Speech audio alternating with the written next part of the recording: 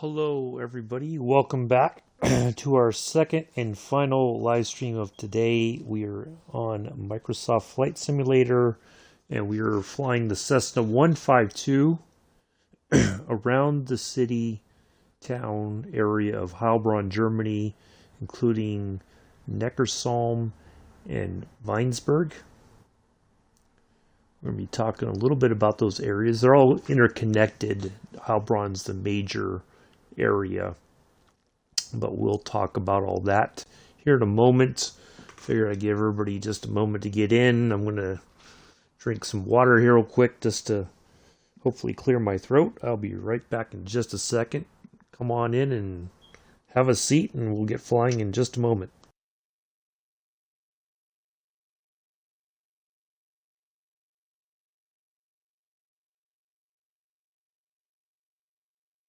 Also, before we start flying, if you want to click on the link to my Flickr page and click on the album that says Germany, like 88 to 91, something like that, please do so. So you can kind of see some of the stuff that we're going to talk about. Not everything, of course. Hello, Chris.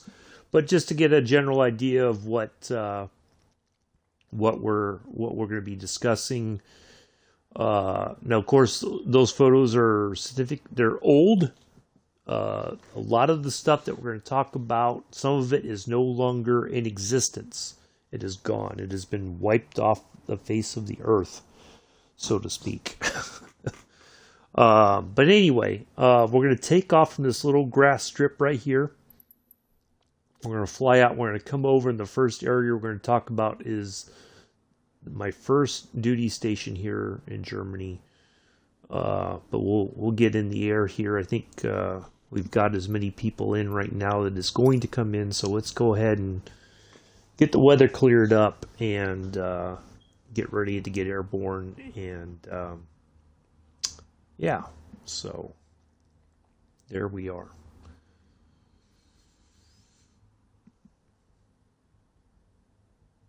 Just a little idea of what we're getting ready to do.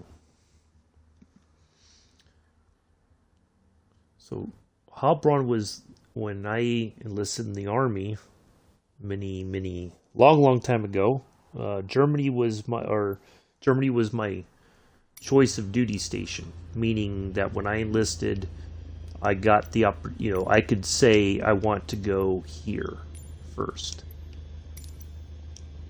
And so the Army said, yep, you can do that. So here we are. Now, I think this is just a small kind of a field for, I don't know if this is like a place for like an aero club or something like that. But, so we're going to take off, but then we're going to turn. We want to head kind of easterly. So, hello, Pithers. Welcome. You're just in time. We're going to have a bit of a story time. Now, the only problem with this runway is takeoff. It doesn't seem to matter which way you go. I may have chosen the wrong... No, maybe not. Okay, there we go. We want to climb a little bit.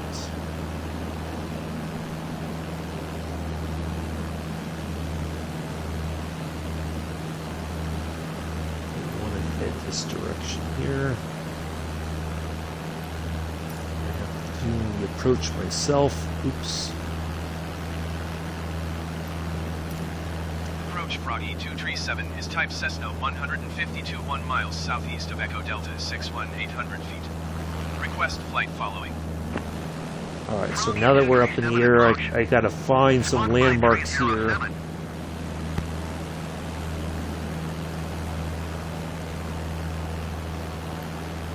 Squawk 5307 Froggy 237. Froggy 237, radar contact 1 mile east of Echo Delta 611,100 feet. I think we're altimeter 29.9 near where I'm looking for. I just gotta find Roger, Froggy the right... 237. Yeah. There it is, right there. So the buildings right here below us, directly cut off the front of the tip of the plane, that was the old housing area for military families. Hello, Mick. There he is. Hello, Mixter. So basically, those were like small kind of apartments there across the street. Now, the street that runs, if you can kind of follow here, and I'll try to swing around, but the street that's on is called JFK Strasse. Now, for those of you who do not know, JFK, of course, was well loved by many German people, especially of a certain generation. During the Berlin Wall crisis and the Berlin airlifts and everything, President Kennedy was, had basically expressed solidarity with the German people and all that. So that street is still named to this day after the former president. And if you going up past, I'm going to try to get a little bit lower here. So coming out, or going kind of east direction, the old, right around here is where our post exchange was, and then the building, and I think it's still there, that's where our officers club was. Back in the day, that was a big thing. Of course, socializing for the NCOs, the non-commissioned officers, and the officers was a big deal, and you usually had parties, and you met after work there and had a few drinks. Now, if you look, the picture where there's a building and I'm looking out across, that building is no longer there. That was our unit, our main headquarters. And then, so that was like where the staff worked from, like the battalion commander, all the sections that help run the battalion, your intel sections, your personnel, your logistics, all that kind of stuff was there. That building, all the buildings.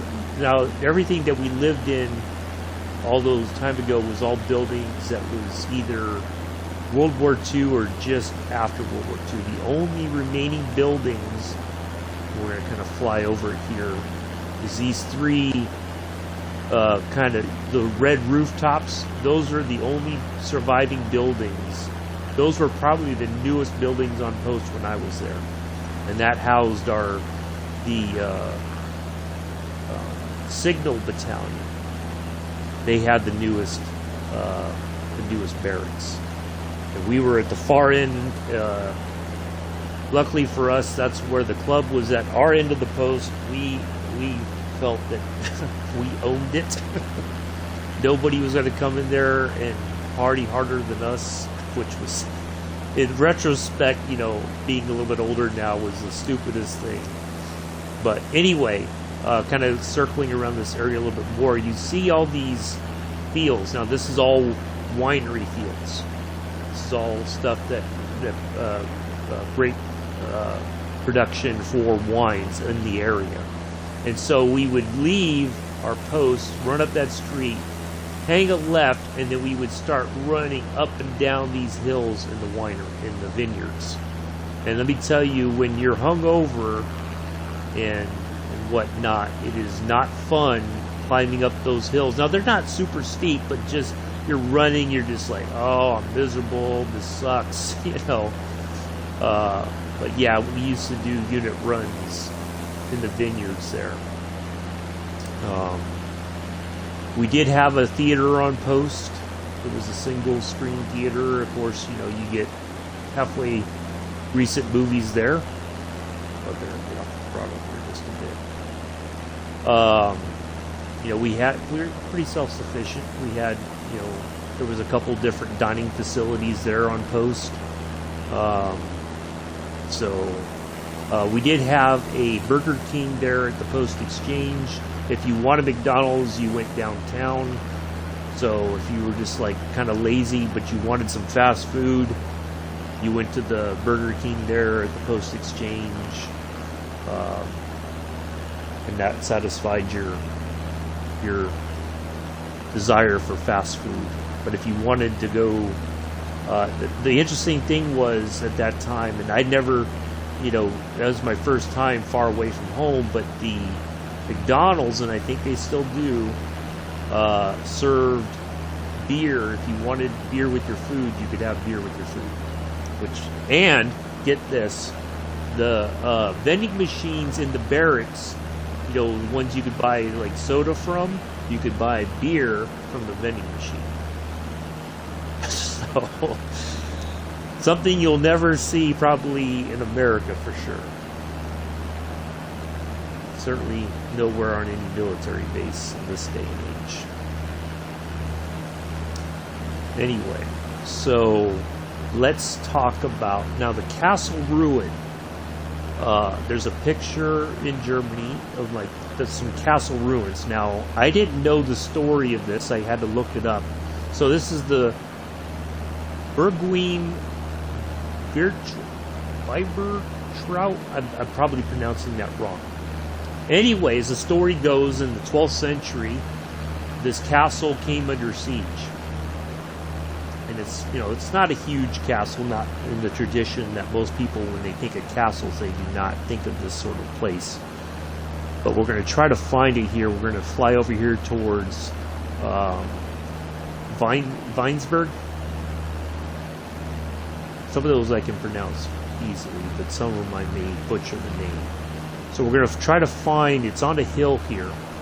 Anyways, the story goes, the castle was under siege, and then the attackers basically told the women in the castle they could leave, but they could only carry whatever they could on their backs.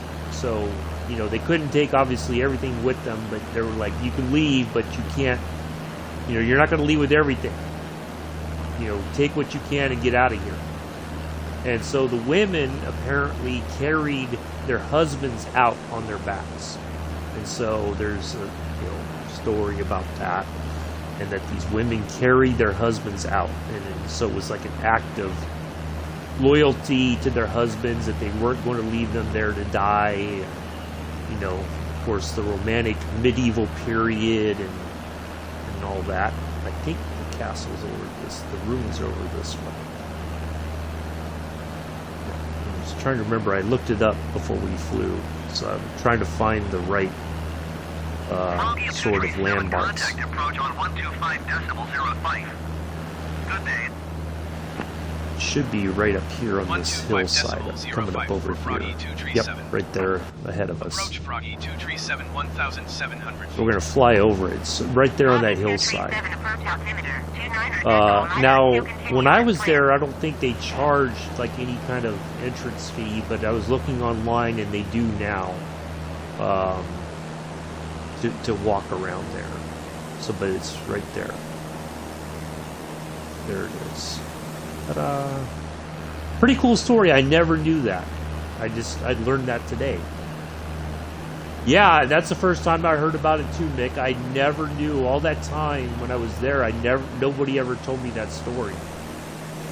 So pretty cool that they did that. So it's I guess a bit of a local legend here in the Heilbronn area. But I don't think anybody ever told me. Well, even when I went through, we had to go through what we called Head Start. It was a 2-week crash course on German culture, the language. You'd learn some rudimentary phrases, wo ist der Bahnhof, where's the train station, eine Bierbitte, ordering a beer, stuff like that.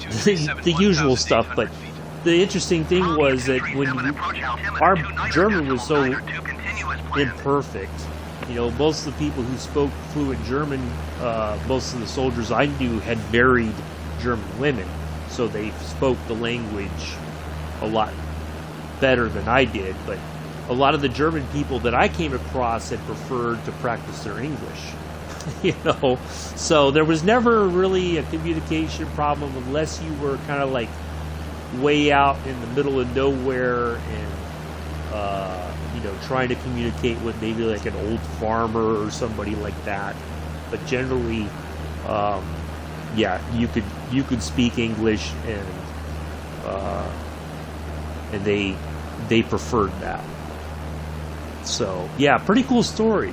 I didn't know that. I was looking up the about it and making sure I headed the right direction to show you guys from the air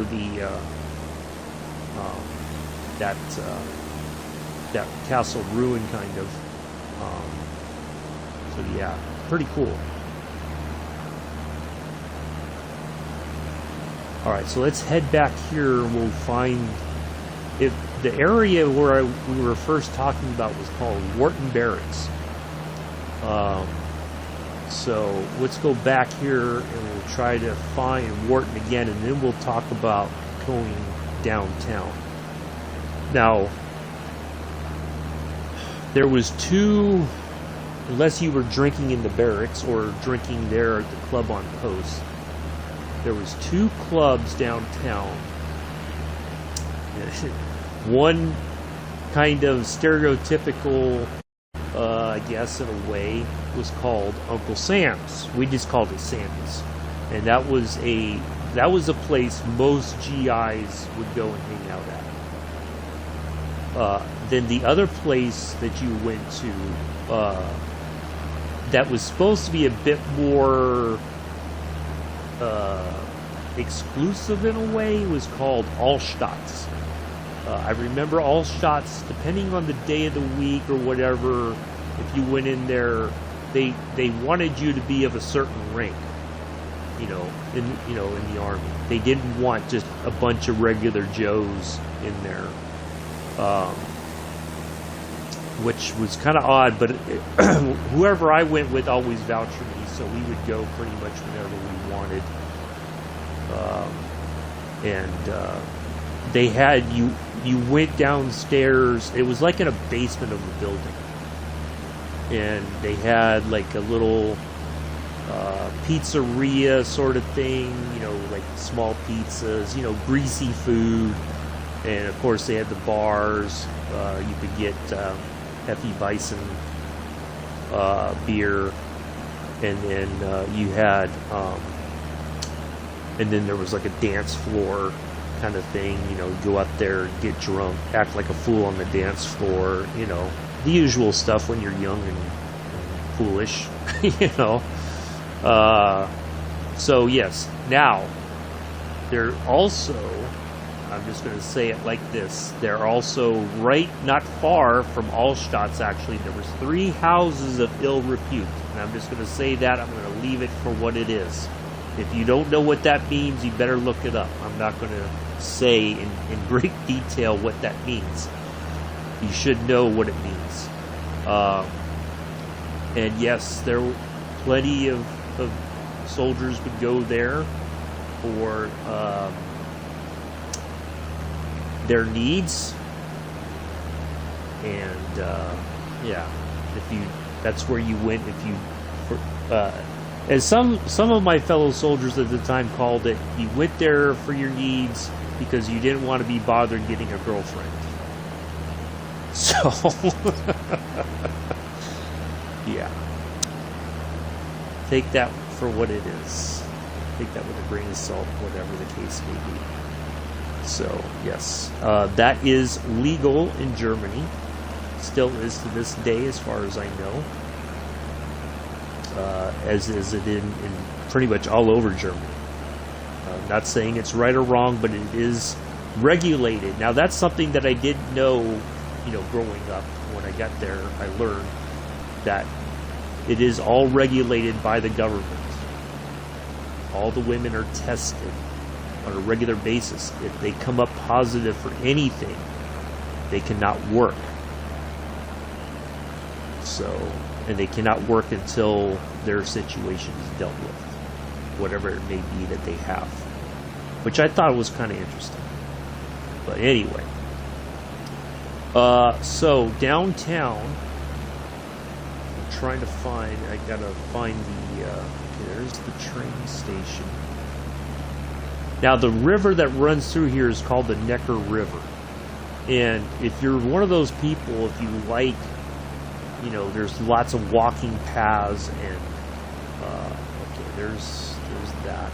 That is a hotel right there off the right wing tip. That little island, that's a hotel with a restaurant. Now, it doesn't cover over the roadway, I don't believe. I think that's a bit off. But anyway, here's the Hauptbahnhof, the train station here in Heilbronn. I did take the train here numerous times to go to Stuttgart. I wish I had some pictures of the train station itself. But anyway, if you look, there's a picture of I took it from a square, and we're going to kind of line back up here. Now, the main church there, and I had some information on that. I don't know what happened to it. There's a church across the street. You'll see it from the picture. I took it from this square right here.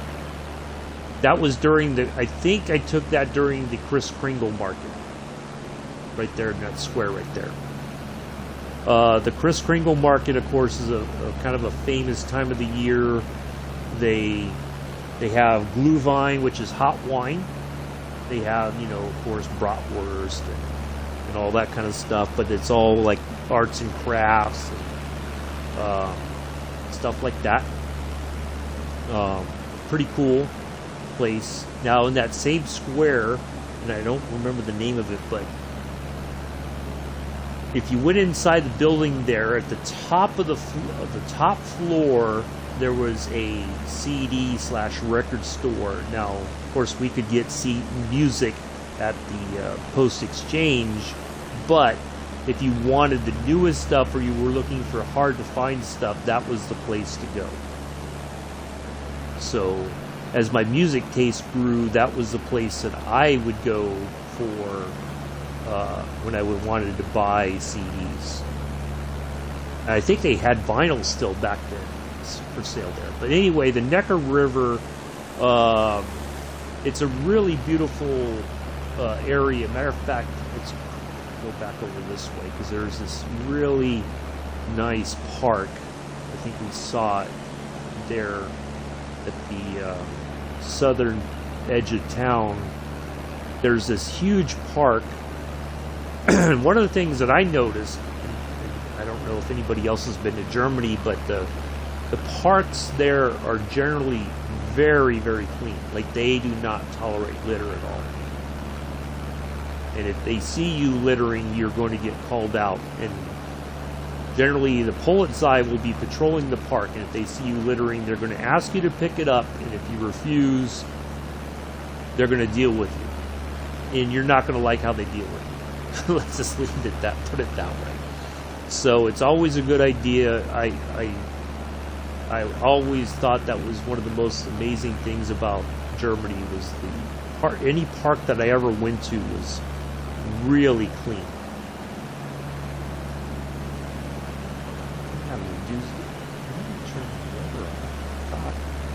It's like I'm having a heck of a time getting this thing to settle down. But yeah, the downtown area, lots of little bistros, you know, places to hang out. You know, if you were looking for something different than the places that everybody else was at, there was plenty of little places to go drinking and just having generally a good time. So that's all. Let's see. So there's like this huge shopping area you walk through. There's no cars allowed. So they have little shops. Some of it was like clothing, some was food, some was just other, you know, like beauty products for women, you know, like cosmetic stores, and just, you know, all kinds of different places. Now, the other, so let's talk about, find the bridge. There's a bridge, and it's past now. There's a power, you see the towers there, that's like, if I remember correctly, that's a power plant. And I took a picture of that area, I think it was from up on these hills right here. A lot of the wineries have, in America, you go to like Nevada, or Napa, not Nevada, Napa, you have a, like a wine tasting place and all that. But a lot of them, you could just go up there and park and just, walk around the vineyards and just enjoy the scenery. It didn't cost you anything that way. But anyway, there's a bridge here in Heilbronn. Now, I've been inside this bridge. I know that's going to sound kind of weird, but there's this bridge that connected. Basically, the idea was if the Soviets invaded, they thought that the Soviets would go over that bridge. So it was designed. Now, this is going to sound strange as well. And I got to find the bridge because we're too far. I got to find over the water. Contact approach on 119.2. Good day. 119.2. It was designed for. It had places for explosives, right? So the idea was that if the Soviets invaded, one of the things that we were supposed to do was to put the explosives in place in preparation if they had to drop that bridge. So we climbed up a ladder on one of the towers of the bridge, one of the main concrete sort of. I'm trying to remember where it was. I thought I had an idea, but I think it's back this way. So we climbed up there, and you're underneath the roadway, and you had like shelves for the explosives, and it was all designed so that if you had to drop it, that's what you did. You put the explosives there, and I don't think it's that bridge. It's like a highway, a main highway, not going into the city. It's like on the outskirts, kind of. I'm trying to. We may have to come back over this way and follow because this is like off the main sort of Neckar River here. So we'll come back around here and fly up that way and see if we can spot it. But anyway, so yeah, it was designed with that in mind. We had plans. We knew that if something kicked off with the Soviets, we had our area of assignment, so to speak. We called it sector. So you had your assigned sectors, and that's where you would go, and you would break off from there. And I turn it around here now or something. It says Heilbronn over there. I may have gotten myself turned around here.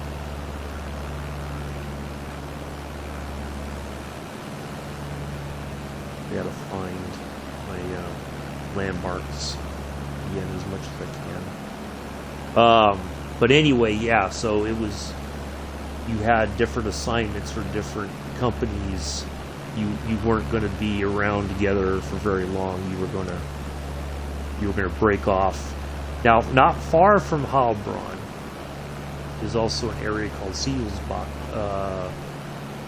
That's where nuclear weapons were stored, and we were responsible for helping plus up security there if things got really bad. And that was probably about an hour from Heilbronn on a military truck. And we had, every so often you would be like this, you'd be put on a duty called Site Reinforcement Platoon. And matter of fact, I think this is the bridge right here.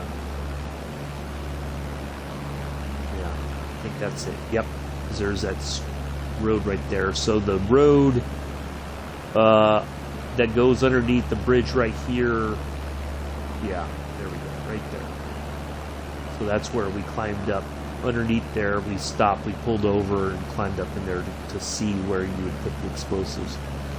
But yeah, so if you were on site reinforcement platoon, you weren't supposed to drink, you were not supposed to go anywhere, you had to be available pretty much all the time in the event. And on the weekends you had to, in the morning you had a formation, and you had to show that you had all your equipment ready in case something happened. And that was like one of the worst duties you could have, because you were just dreading. It was like, okay, you wanted to go out and party with your friends, and you couldn't do anything, so you were pretty much stuck. But anyway, all right, coming back around here. Now, I didn't know this either.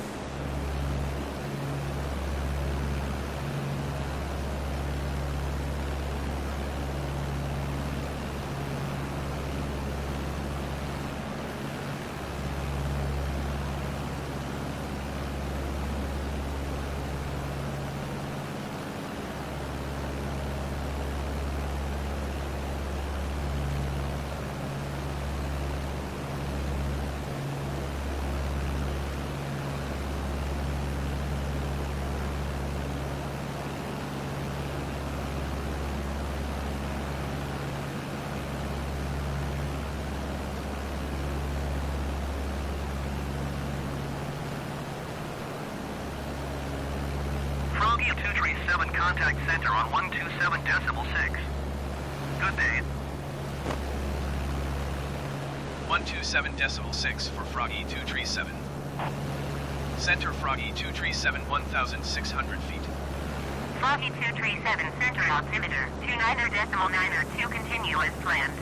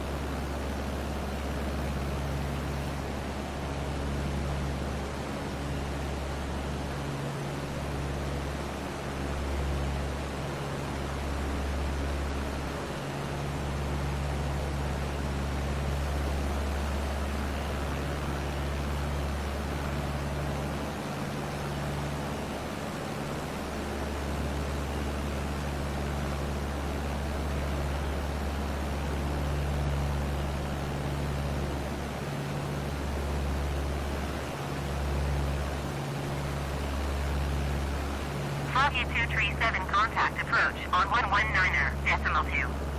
Good day. Going to 119.2 Froggy 237.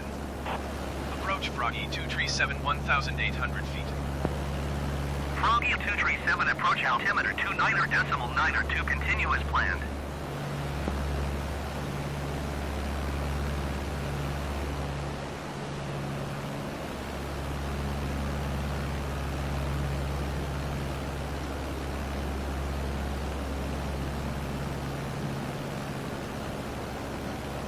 Oh, Mick, thank you. I just noticed that I looked down when you said that I looked. I didn't know what I was. Anyway, what was the last thing I said, Mick, that you remember? If you can put that in the chat.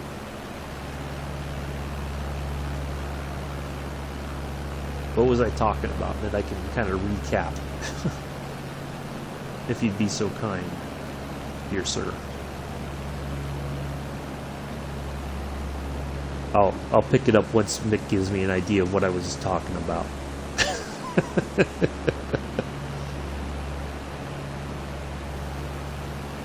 He's probably recovering from laughing right now.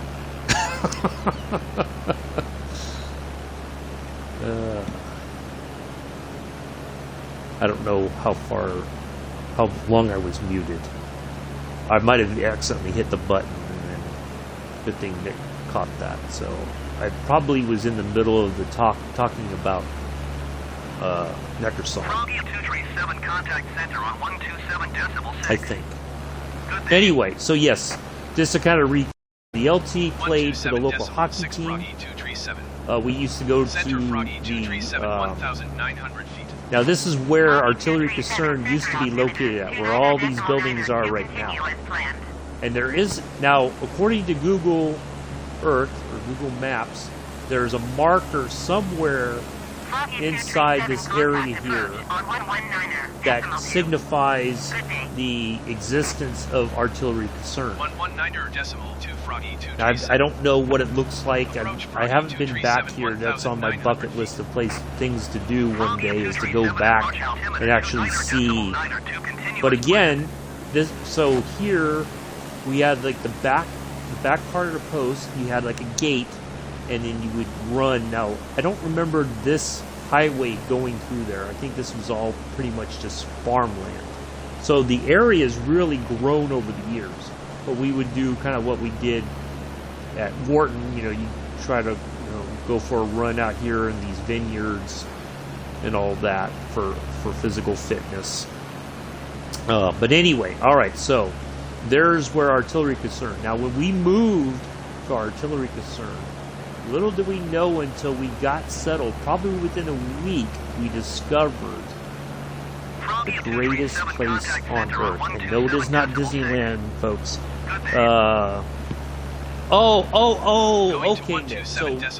Okay, Nick. So I gotta really back up. So, so Siegelsbach, to kind of reiterate what I was talking about, we'll just kind of circle around this area and deal with because I'm flying in and out of different areas, it looks like. So the site reinforcement platoon was in case something happened at Siegelsbach. If it was attacked, you were on call basically to go there, because that's where nuclear weapons were stored at. Now, if you want an idea, there's a movie with Joaquin Phoenix where he's a soldier out there, and they filmed it there at Siegelsbach. Because I remember there's scenes like the storage bunkers where all the weapons were kept at. He's like a meth dealer. It was him, Ed Harris. It's called Buffalo Soldiers. Yeah, it's a really interesting movie. Probably one of the early Joaquin Phoenix movies. But anyway, so as I was saying, so at some point we were very kind of I missed. Okay, we're gonna fly back here. There's a bridge. Thank you, Nick, for telling me where I was, so I can kind of go back and talk about this stuff. It's okay. We can fly around a couple times. There's a bridge in Heilbronn that and it's right here. So there's the power, kind of like the power station, whatever. There's a bridge right here. There, you see that road. Now, we were responsible. There's a place-to-place explosives in that bridge. Now, the deal was that if something happened and war with the Soviets was imminent or whatever, we were supposed to basically be prepared. I don't think it was. No, it's the one that's looks like a highway. It's the one over there. There we go. Hi, Sue. So if the Soviets were invading, we were to place the explosives under the roadway of the bridge, and that way it was ready for those explosives to be detonated, and then the bridge would drop, thus cutting off a major route for the Soviets to get to Stuttgart. So yeah, that was one of the things we got to do. You climb up this ladder, basically, the support towers on any bridge.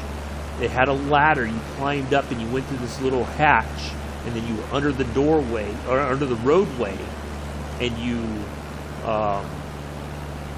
and then they had like these shelves that you put the explosives on that would basically cut the bridge and then drop it so that it would be completely useless. Well, they would, to the point that there wouldn't be any reasonable way that they could bridge the gap, so to speak. So anyway, so we were asked to move. If I could be so polite, we were instructed. There we go. That's a better choice of words. We were instructed to move from Wharton Barracks to Neckarsulm. There's a base. There was a base called Artillery Kaserne, which was not in use. It was the place where the Nike missile crews. How do I think? See, this kind of looks like the bridge instead. But the area's changed so much sometimes it's hard to tell. This might be the bridge actually, because this looks like a freeway. Now that I think about it. Yeah, this seems like the bridge right here. Because this is the bridge. And I tell you, it's so hard because, of course, the way that this is laid out, it's very difficult to kind of see what's what. That doesn't look very... When they took this, it looks like something else. Look, another bridge is being constructed. They were expanding the Autobahn there. Anyway, so yes, we were kicked out of Wharton Barracks, for lack of a better term, because we were too unruly. A lot of soldiers were getting in fights at the club on post, so the post commander Wharton felt that the best thing for everybody was for us to move. So we moved across town to Neckarsulm, which wasn't a bad thing in retrospect, but it wasn't good either because we were cut off from the main post exchange. And so even though there was a plan to have a bus that would, take you over, a couple times a week, they would do regular runs over there, that didn't happen necessarily. And so I took it upon myself to, now this was more so during the time of the lead up, there was a build up in Saudi Arabia, Desert Shield was going on. It hadn't kicked off the Desert Storm just yet. When the air campaign started, I had a Humvee that was dispatched 7 days a week. No, it's a movie with Joaquin Phoenix where he's a soldier who's dealing in meth, and they filmed part of it at the Siegelsbach where the nuclear weapons were stored at. Now they filmed the movie certainly after Siegelsbach had been closed down. Yeah, I think I think there is a reggae song that talks about Buffalo Soldiers. So I think you're right about that. But anyway, so Neckarsulm, we get out here. The great thing was that our company executive officer played hockey for the local hockey team. And so we would go. That was a fun thing to do. The company commander at the time would, on Fridays, he'd say, hey, the LT's playing tonight. Whoever wants to go, be ready. I'll be by to get everybody. And so we would go and, of course, drink beer and act foolish and have a good time and support him and the Neckarsulm hockey team. So, the chant was Neckarsulm, Neckarsulm, Neckarsulm, So it was kind of easy. It didn't matter if you were drunk or not. It was a fun thing to do. But as I got to find now where artillery concern was, because the area this was all, I don't remember this being here, all this factory stuff. So I got to find artillery concern again. So the town of Neckarsulm, it was within walking distance, of course, of our post. So we used, now in the military, once a week they had what we call sergeant's time. That was our training, sort of. There it is, right here. There's where the old base was located, and then this road right here that leads you into town. And of course, there was a place that we would find that had fresh brochen, which is fresh bread, and coffee. And so what we would do is we would leave outside the gate. Right there was where the main gate was, right off the tip of the tail right there. And we walked down, and you find there was like a walking path that kind of went along the roadway there. And we would walk and we'd talk about training and, different things and whatnot. And we would walk into town, find the shop with the fresh brochen and coffee, grab some of that, and then we would kind of walk back and just, have a laugh and just, it was good. It was good. And then we would, kind of go over, okay, what did we discuss today? So, we knew we were kind of messing around, but we took it somewhat seriously. And so we'd get our stories straight. Okay, what did we discuss today, everybody? We discussed yada, yada, yada, yada. Okay, good enough. Let's go back and drop your gear off and see you after lunch, kind of thing. So, anyway, now, we didn't know at the time until, and I think this is roundabout when Mick said, hey, you're muted.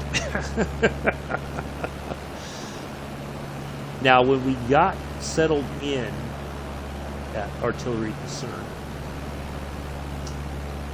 we discovered up the street, and this is where I'll pick the story back up kind of, the greatest place on earth to us. And I still think to this day, it's not Disneyland, despite what they may say. There's this place called Aquator, and it became our unofficial hangout spot anytime during the week. So we would get done with our duty day or whatever. Hey, what are you doing tonight? I'm going up to Aquator. I'll be there.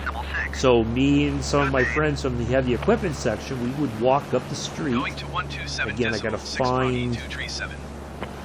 Okay, there's where AK was. Right up the street, and you see it right off the right wingtip here, and we're going to fly right over it. That's Aquator. It was the most amazing place. It had a bistro, served beer, and food. Heated salt pool. Nude if you wanted, saunas. It had, and you could see right there, there's water slides. It was the best place other than going downtown to a club. For us, that was like the place to meet German girls, young German women. Not girls, I shouldn't say that. Young German women. So that became our I don't want to say hunting grounds, but it became a place for us. We could just go there, relax, have fun, have a laugh. the heated salt pool. You could go out there in the winter and just sit in this nice hot water and just, it'd be snowing a little bit. And you're just like, it didn't matter because you're just immersed in this nice hot salt water. And it's just so relaxing. You know, now of course, you know, America treats nudity and such way different than in Germany, which always, still to this day, I can't wrap my head around. But yes, the nudity was optional.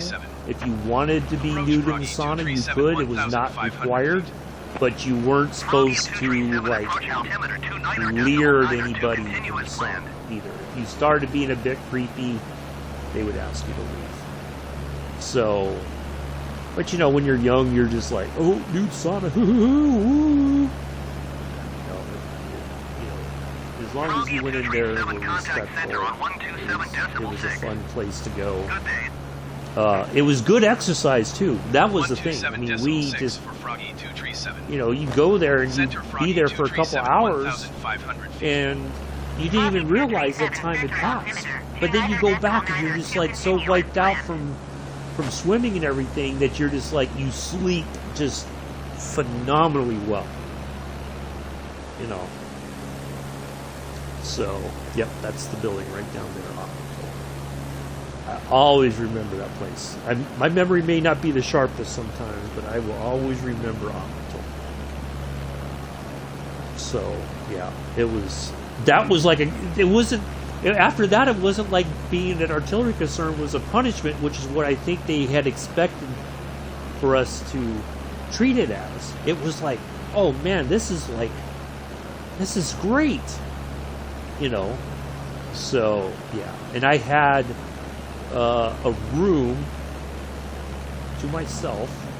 I had a room that looked right over the main gate. Had a little window. It was perfect size room for just myself.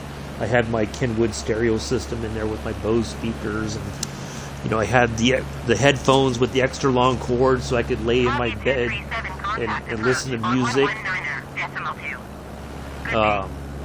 So yeah, I always, now me personally, and we've been flying, I can't believe we've been flying for about an hour now. It's just, seems like we just took off. I always feel like Heilbronn was like my second home, and I always will think of it that way, even though I've not been back in so long. And you know, when somebody, I didn't even know about Google. Yeah, exactly, Sue. It was the best punishment ever. After a while, we were like, screw the post commander of Wharton. This is a godsend. You know, like, this isn't punishment. We could be ourselves and hang out and drink and act foolish, and you know, we just found a different place to do it. You know. So what was I doing with this? So yeah, when you know, long time ago, and I didn't know about like Google Earth. When somebody told me, I was like, that was the first thing I got to see how different Heilbronn is, and it's continued to change over the years, which is fine. It's just, you know, there is a marker here somewhere in this area of buildings, and I don't know where exactly, that marks the fact that artillery concern existed there. I don't know if there's something similar where the main gate was for Wharton Barracks to say that this was what stood here. Now, for a while, our old barracks stood, and they were, I think, used for student housing, and then eventually they just wiped everything out, which is sad. You know, for me personally, that connection to no longer see it, you know, be able to, you know, other than a few things that I know are still there, you know, it's very difficult. But yeah, we'll kind of wrap up. We'll talk about, so Neckarsulm, there's two rivers that join, the Neckar River and the Sulm River, and I didn't know that's where the town name comes from, the joining of the rivers. That's where what it's named for. But anyway, so the Neckar River, beautiful walking, biking, little places that you could pull off and have a picnic or whatever. A friend of mine and I one time, we rode our bicycles down the Neckar River. Like we went like pretty far south. Like we rode and rode and rode and rode. Next thing you know, it's like dark, and we're like, oh crap, we got to turn around and go back now. Now we had the little flashlights on our bikes, but it wasn't very bright, and so we had to, like, we were getting a bit hey Chris, a bit worried about the fact that it was dark, and we didn't want to miss our paths and make sure that we got back to where we were supposed to be. But it's a if you ever get a chance to go, or if you're going to go to Germany, I highly recommend it. I can't stress enough, go to Heilbronn. It is a really cool town. The town center, that kind of that plaza that I was telling you about, it has this old celestial clock. It's one of the oldest, I think, in Germany. If I remember, I did some research for one of my college classes at Syracuse last year, I think it was, talking about it. Whenever anybody's like, somebody needs to do a presentation on something, I'll talk about Heilbronn. I don't care. They're in that building that it's off the right wingtip now. That gray rooftop right there. That's got a historical sort of center that talks about Heilbronn in general. A lot of the older buildings still have bullet marks from World War II, as like the bullet strafing. That town center there, they talk about that there was a kind of like a proclamation, I guess is the best word for it, that they would never ever allow somebody like Hitler to ever come to power again. Like, they were so thoroughly disgusted with his actions and everything that the town basically made a proclamation that whenever, I don't remember when they did it, but that they would never allow they would never tolerate somebody like Hitler ever again. But it's this really cool place. I hope that it's still the same. I don't know. It's hard to say because I've not been there in so long. Certainly my interactions, when I was in the German class earlier in the year, we did have a young lady who's a student from Germany who's studying at Syracuse. Her mindset, the way she thought about things and talked about things was not how I remember the people that I interacted with. I will say this, that on average, everybody that I interacted with when I was in Germany was very nice to know. Like when I got back from the Gulf War, I was on leave. I was downtown one night, partying my butt off, and and I didn't really want to go back to the barracks because I was like, this sucks. I didn't want to go back. I was like, I just want to do something else. And so one of my German friends said, hey, come over to my apartment. You can crash on the couch. It's got a fold-out bed, and you can come over there. How's that sounding? We'll have breakfast in the morning and all that. And I was like, that's fantastic. So him and his girlfriend, and they drove me over to his place. He made up the bed. Yeah, it was great.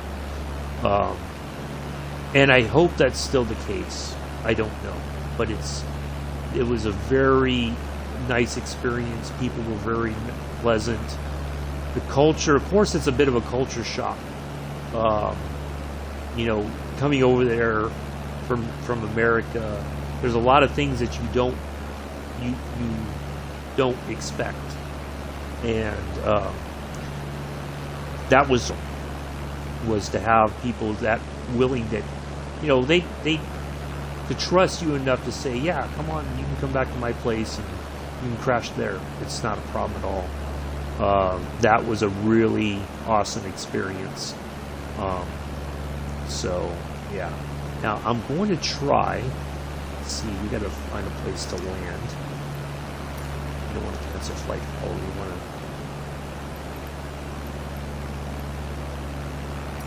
All right, I think I've landed at this one before. Echo Delta 16 traffic, Froggy 2377 7 miles southwest, 1,300 feet inbound to land, runway 28. So there you go. There's my extended aerial tour, story time, all wrapped up in one, flying for over an hour. That time just went like that, you know. Yeah, I always remember Heilbronn very fondly. It's one of my favorite places. I'll always consider it to be like my second home. I'd been on this road here, this road that goes.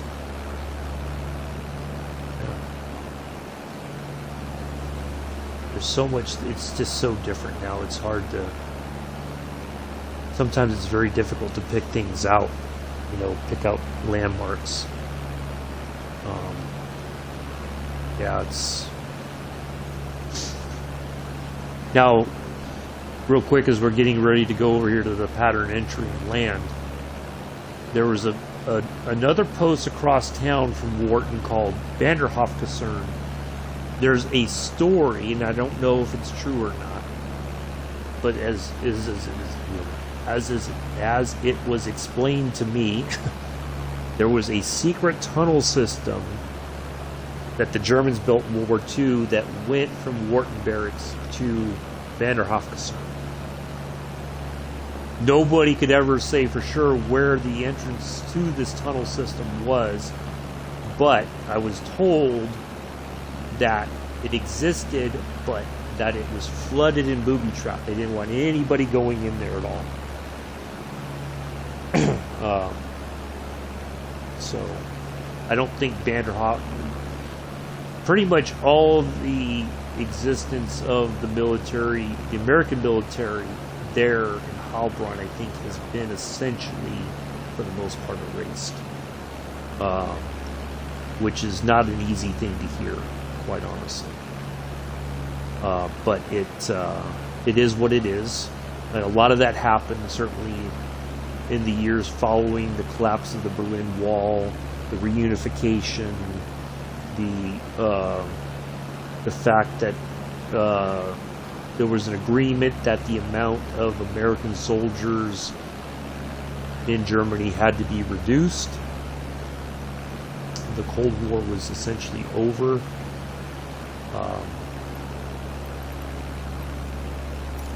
Echo Delta 16 traffic, but Froggy that history 273 is, miles southwest, it only, I think, 1,400 feet in a inbound way, to land, only runway lives on 28. in people who care to remember it. So there we are, folks. So we're gonna put this thing on the ground, nice and easy, hopefully. And we'll wrap the stream up.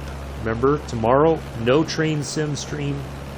We'll be flying. Matter of fact, I will, because I did forget to do this the other day because I got so wrapped up in flying the Spitfire under the bridge. I totally forgot to kind of, talk about our flight today. So we will look at tomorrow before we wrap things up. I promise you this time.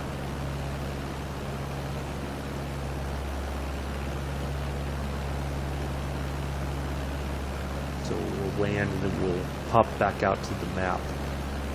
But yeah, I'm just happy to share that with people, with y'all today, whoever watches this. It's a bit of my own history, and being somewhere that, yes, for all intents and purposes, doesn't really recognize that history anymore. It's like it just doesn't exist. And it's a very difficult thing to contend with,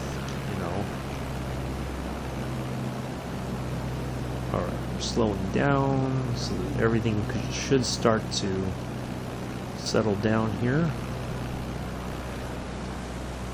So there's our grass strip right over there. So, yeah, it's but I'll still remember. I'll always think of Heilbronn Farm, unless they give me a reason not to. It always will hold a special place in my heart for the romantics out there. It'll always be in my heart.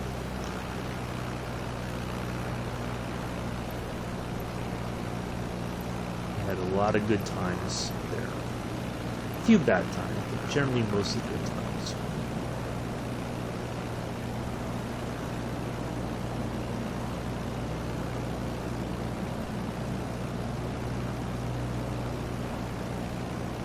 Oh, you're welcome, Sue. I enjoy talking about it. It wasn't the most, and it was. I'll be honest with you. As a young person, it was very difficult to. It's hard to adjust when you're young and you're away from home. It's not a very wow. It's almost like we're going to fly into these windmills. Look at that. That's not safe. What are they thinking? You have to kind of cut. You don't want to crash into those. Yikes.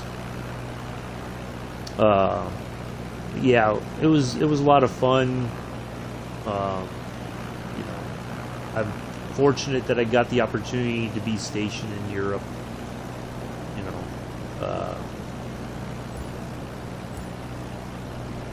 Definitely during some very interesting times in history, or world history, not just my own personal history, but world history in general. Alright, so we just gotta flaps all the way down. Alright, there's our runway right there. It's like a grass strip for like agricultural use.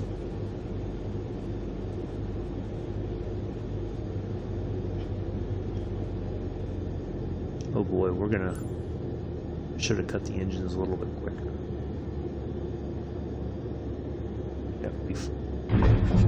Ugh.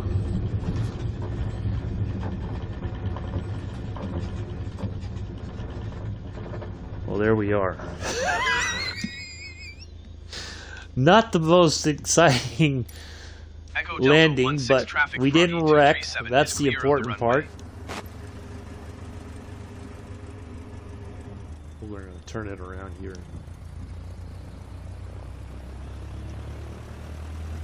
We'll find a place to stop.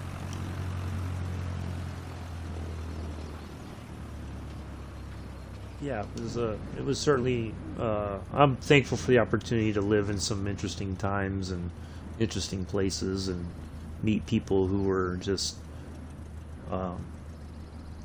really. I'm glad that I got that opportunity.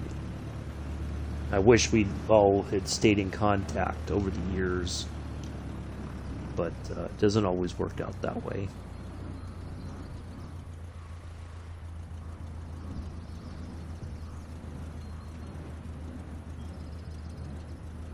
We're just going to stop right here, turn off the engine. There's not really a parking. I guess whoever flies in and out here, I'm guessing this is kind of a private field for like crop dusting and stuff. There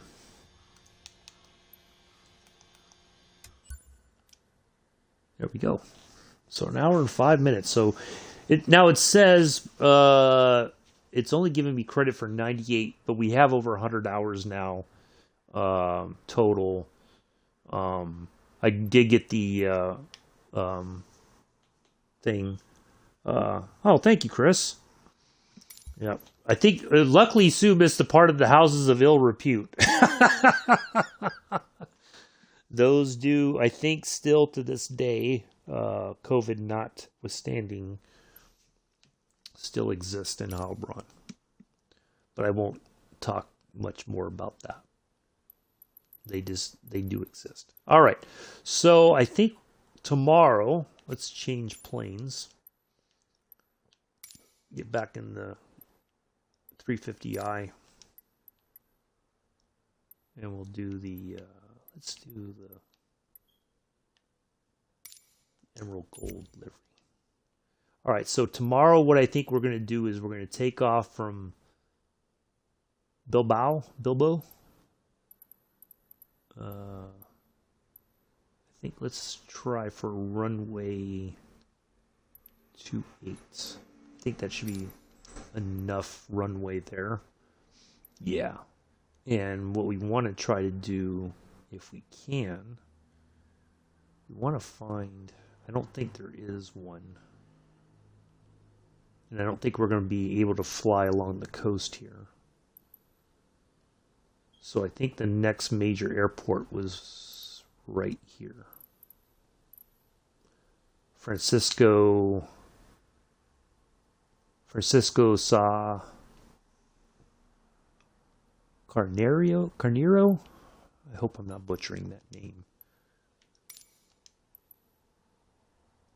We'll do an IFR low altitude flight. And let's see if they have an ILS approach. I selected 3.5. We can do RNAV 3.5. There we go. So, and then I gotta find a departure. Oops. All right, that'll work. That's perfect. So that's our flight for tomorrow, folks.